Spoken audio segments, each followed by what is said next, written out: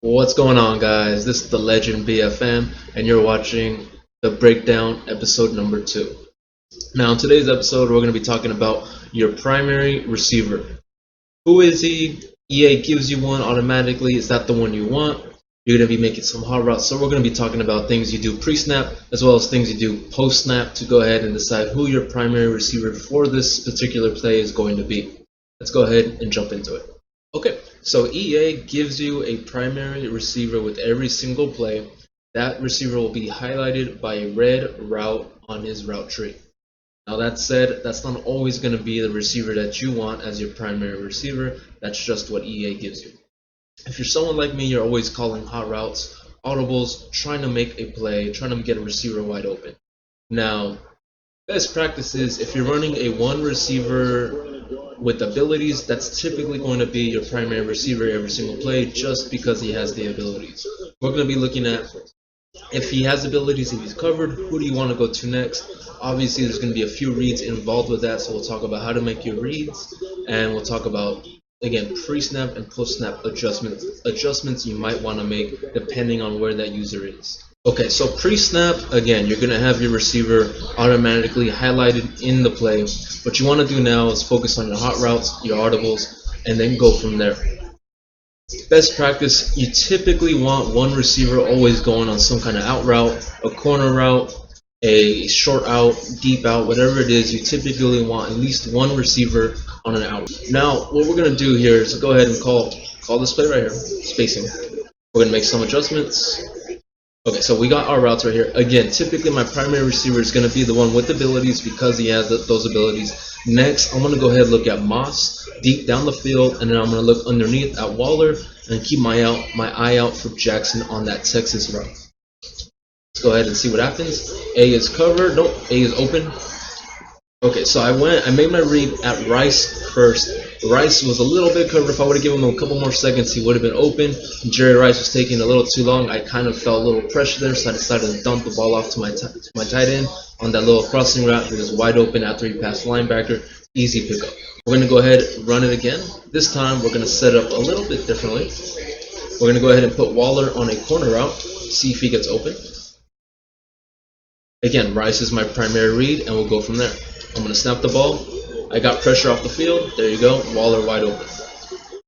So now what you want to look at, once you snap the ball, you want to look at a couple of things. Are they blitzing? Check the edges. See if you have extra rushers, more than 4. Typically, he's going to run 3 or 4 at you. And that's going to be your down linemen, your DNs. If he runs more than that, he's blitzing. That's what you want to look out for. It's going to give you an indication where your guy should be open. Second, you want to check the user. Is he using a middle linebacker, or is he using a corner or a safety?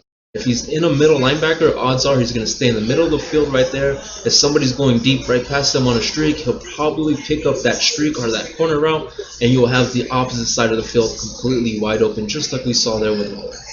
Now, what we'll be talking about next is using the delay fade on the tight end as well as the Texas route on the running back. Those are going to be your two best friends in terms of getting the ball out to your dump-off receiver, whether it's a tight end or running back. Those are going to be your two favorite routes, your two best friends, and we'll talk about that next.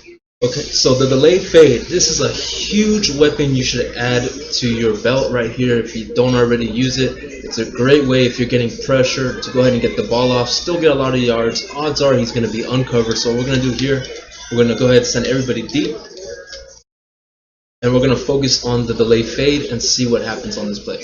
All right? So we have pressure. We're going to go ahead and release him.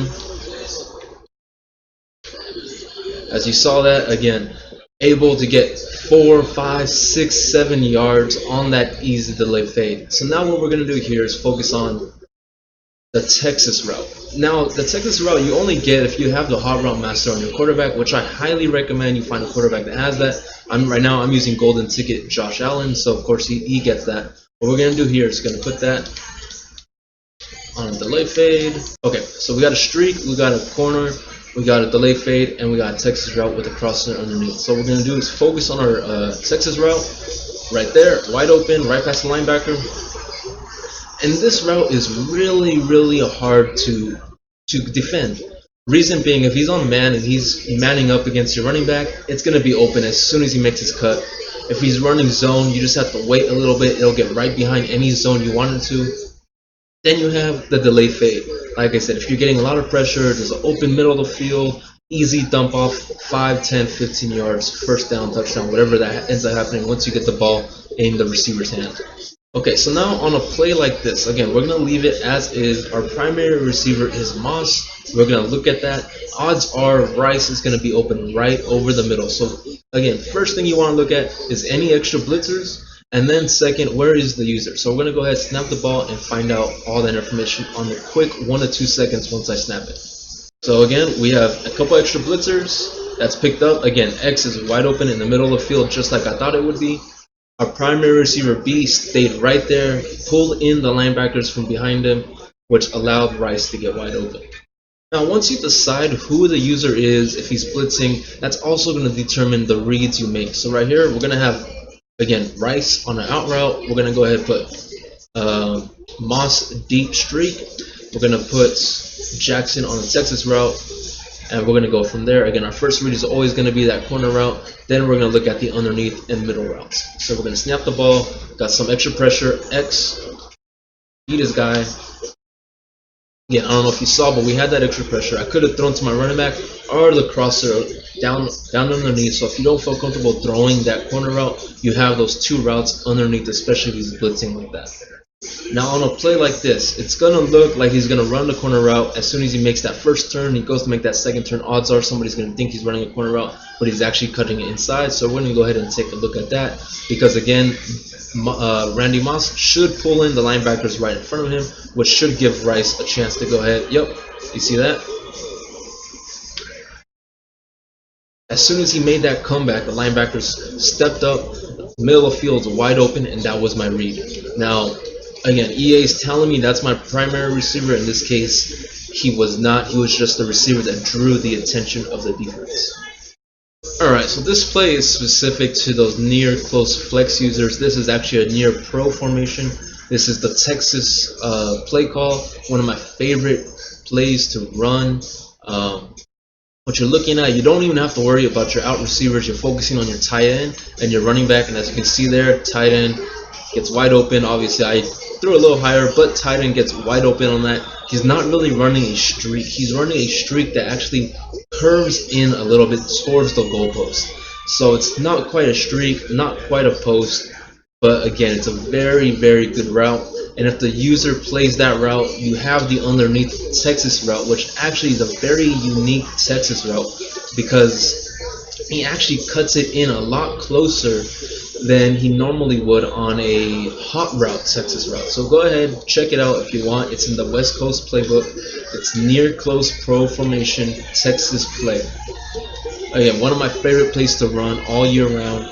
I'll use it in specific situations, and when I do, it's very, very difficult to stop. Alright guys, so I hope you enjoyed these tips and tricks that we went over today. Hopefully it helps you improve your game. If you liked the video, please like, comment, subscribe, and stay tuned for our next episode. Thank you all again. You guys have a good one.